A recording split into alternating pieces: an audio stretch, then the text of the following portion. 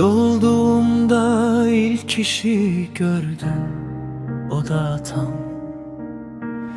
Yani adadaş canım, hayatım.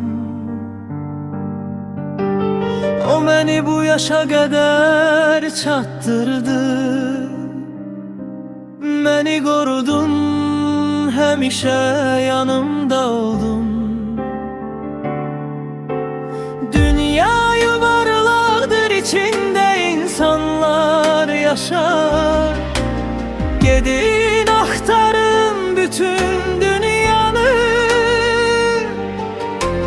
ama bilin ki onu tapabilmezsiniz.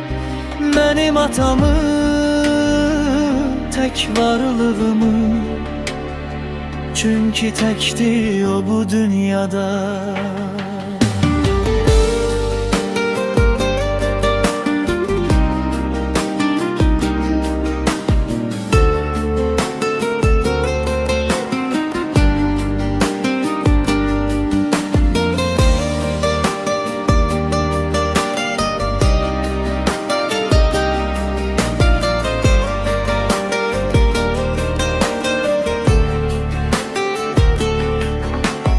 O da arkadaş, tek varlığım, hayatım.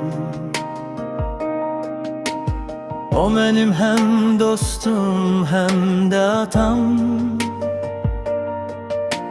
Ben bu dünyaya gelende belki de dünyanın en şanslı uşağı oldum. Çünkü ilk anamı ve atamı gördüm.